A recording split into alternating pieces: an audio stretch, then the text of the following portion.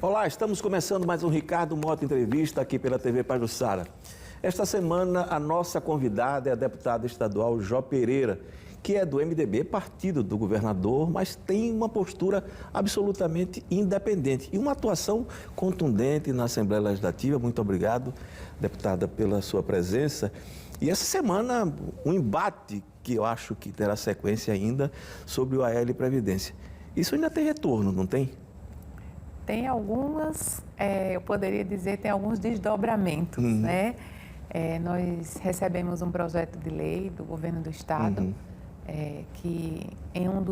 que tratava, entre outras coisas, da suspensão do desconto dos 14%, né?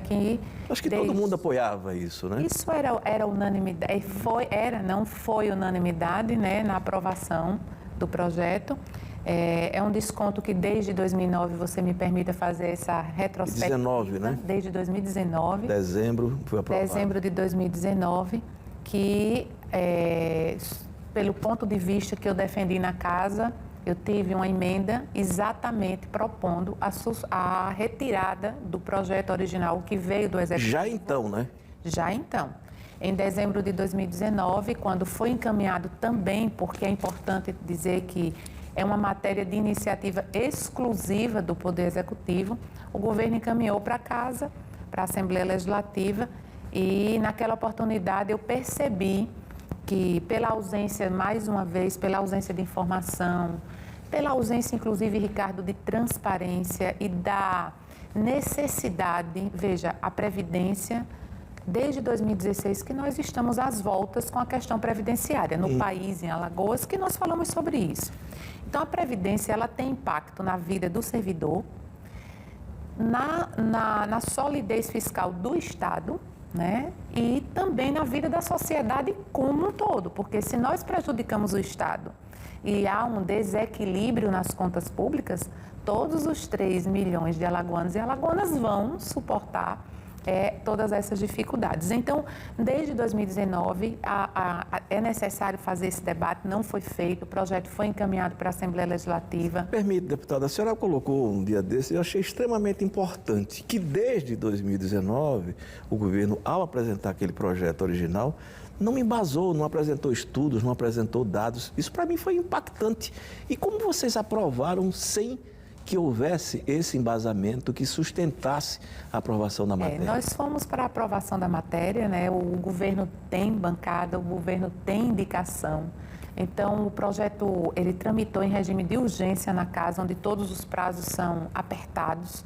O gabinete se desdobrou, pelo menos eu fiz um trabalho, um estudo não aprofundado, mas com os dados que eu consegui no próprio AL Previdência, no Balanço Geral do Estado, que é apresentado anualmente, na própria lei orçamentária, na LDO, vem alguns indícios, alguns dados, mas nada que explicasse, que discutisse, porque o que é importante nisso, Ricardo, é que, além dos dados, é necessário haver um diálogo construtivo, um diálogo que se perceba cenários e que a Assembleia Legislativa, como representante da sociedade, ela possa contribuir com alguns encaminhamentos. E foi o que eu tentei fazer em 2019, mostrando aos meus pares, né, na Assembleia Legislativa que pela ausência, pela insuficiência de dados e pela ausência, insuficiência porque eu fui buscar. Mas, agora de novo. Né? Agora novamente, mas pela insuficiência, pela ausência de dados, eu poderia dizer que o governo e aí a equipe que também trabalha no governo desde 2016, 2015, é uma equipe que se mantém, errou na tinta do desconto. Né? Eu acho que ela carregou na tinta do desconto para aposentados e pensionistas. Está aí a prova.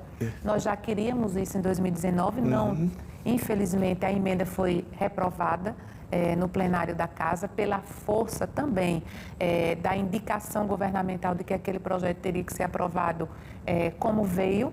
Né? Desesperadamente, sofregamente. Como né? veio como foi encaminhado pelo governo do Estado.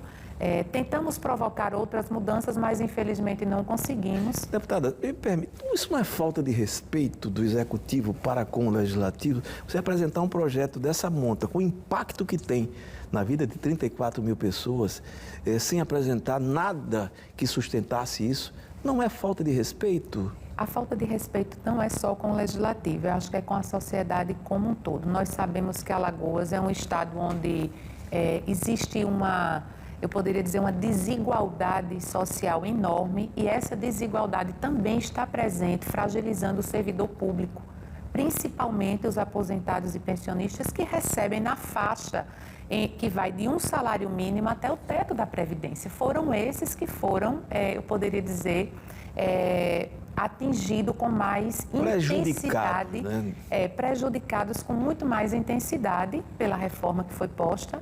Inclusive, naquela oportunidade, eu cheguei a ser chamada no plenário da Casa de demagoga e de irresponsável. Eu vi no seu discurso essa semana. E eu fui chamada de demagoga e irresponsável por defender a retirada desse desconto. Inclusive, Ricardo, e as pessoas que nos assistem precisam saber, inclusive naquela oportunidade eu disse que o governo tinha até junho de 2020 que ele aceitasse a retirada do desconto, e aí aprovando a emenda que eu tinha proposto, retirando aquele desconto e encaminhando para a Assembleia Legislativa dados suficientes que comprovassem a necessidade de alcançar com os 14% aposentados e pensionistas que recebiam do salário mínimo até o teto da Previdência.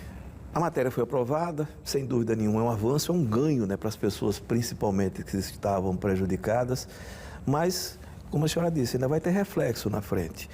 O governo do Estado pode, do ponto de vista legal, apresentar um projeto para a Assembleia, eu tenho certeza que seria aprovado sem dificuldade nenhuma, devolvendo o dinheiro que retirou do bolso dos aposentados e pensionistas? Ao meu ver, Ricardo, e aí está a prova de que isso é possível, que o projeto que foi aprovado hoje foi aprovado com uma emenda do relator, do deputado Bruno Toledo, retroagindo os efeitos a junho de 2021. Essa retroatividade poderia vir a abril de 2020. Poderia, mas o que poderá ser feito a partir disso? Isso precisa, e aí eu deixei muito claro o meu posicionamento na casa. Na quarta-feira que antecedeu essa semana, a semana passada, eu usei a tribuna da casa para sensibilizar, para pedir ao governo do Estado que encaminhasse uma alteração e contemplasse a devolução desses recursos aos aposentados e pensionistas durante todos esses meses. 14. 14 meses. E por que eu fiz isso? Porque existe uma vedação constitucional, um limite constitucional à iniciativa legislativa de emendar projetos encaminhados pelo Executivo. E esse limite constitucional, ele está na criação de gastos. Então, o Poder Legislativo, ele pode apreciar a matéria quando é encaminhada pelo Executivo, e por isso que o Poder Legislativo não conseguia alterar aquilo que foi aprovado em 2019, e porque precisávamos de um projeto de iniciativa do governo do Estado. E ele chegou na casa. E agora? Eu pergunto porque temos uma situação prática objetiva agora. O desconto foi suprimido. Que bom.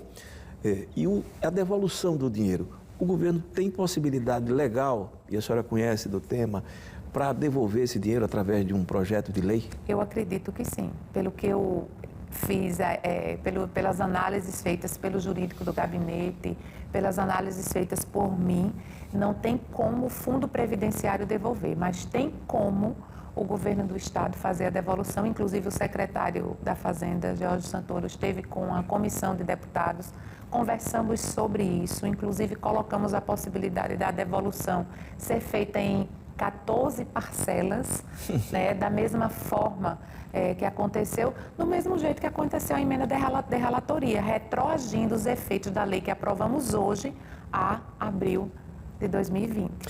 Na abertura que eu disse que a senhora é do MDB, partido do governador. A senhora se sente à vontade ainda no MDB?